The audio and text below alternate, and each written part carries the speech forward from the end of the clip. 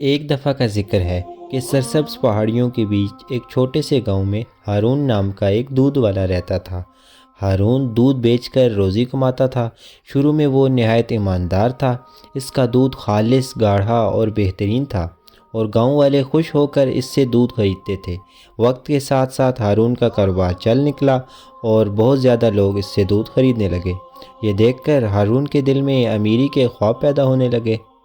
ایک دن اس نے سوچا کہ اگر میں دودھ میں تھوڑا سا پانی ملا دوں تو زیادہ دودھ بیچ سکوں گا اور کوئی سمجھے گا بھی نہیں۔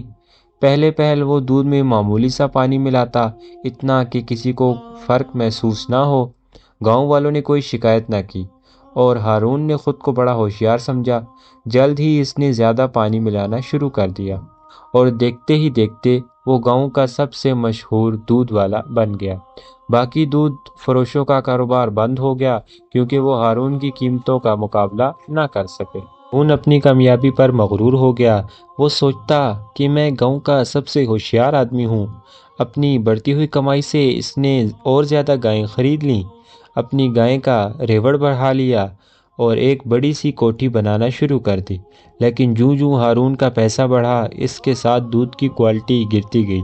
گاؤں والوں نے شکایت کرنا شروع کر دی کہ اس کا دودھ اتنا پتلا ہو گیا ہے کہ پینے کے قابل نہیں ہے۔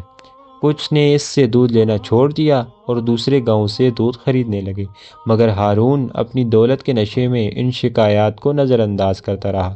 ایک دن آسمان پر سیاہ بادل چھا گئے۔ ہارون نے اپنی کوٹھی کے برآمدے میں کھڑے ہو کر دیکھا اور خوش ہو کر بولا، بارش ہوگی اور میری گائیں زیادہ گھاس کھائیں گی، جس سے زیادہ دودھ ملے گا، میں اور زیادہ امیر ہو جاؤں گا۔ لیکن اس کی خوشی جلد ہی خوف میں بدل گئی۔ بادل گہرے ہو گئے اور ایک خوفناک طوفان آ گیا۔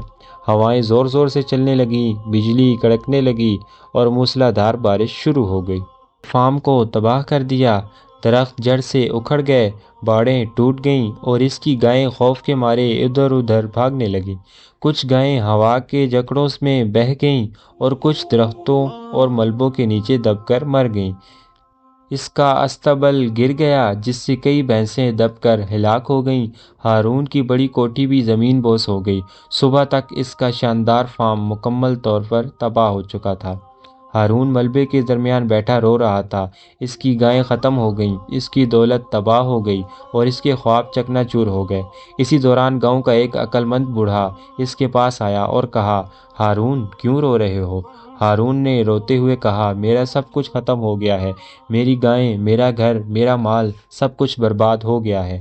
بوڑھے شخص نے ہارون کو غور سے دیکھا اور کہا، ہارون، یہ جو پانی تمہارے فارم کو بہا لے گیا ہے، یہ وہی پانی ہے نا جو تم دودھ میں ملاتے تھے؟ تمہاری لالچ اور بے ایمانی نے تمہیں یہ دن دکھایا ہے، یہ تمہارے کرتوتوں کا بدلہ ہے۔ سن کر ہارون کو سچائی کا احساس ہوا۔ اس نے سمجھ لیا کہ اس کی بے ایمانی اور لالچ نے اسے تباہی کے دہانے پر پہنچا دیا ہے۔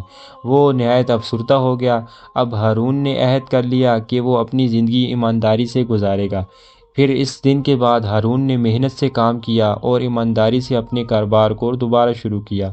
حالانکہ وہ اپنی پرانی دولت دوبارہ حاصل نہ کر سکا، لیکن اسے سکون ملا کہ وہ اب ایک ایماندار زندگی گزار رہا ہے۔ گاؤں والے اس قصے کو ہمیشہ یاد رکھتے ہیں اور بچوں کو سناتے ہیں تاکہ انہیں لالچ اور بے ایمانی کے انجام سے خبردار کیا جا سکے۔ دوستو، اگر آپ کو یہ ویڈیو پسند آئے تو ویڈیو کو لائک کر کے چینل کو سبسکرائب کر دیں۔ شکریہ۔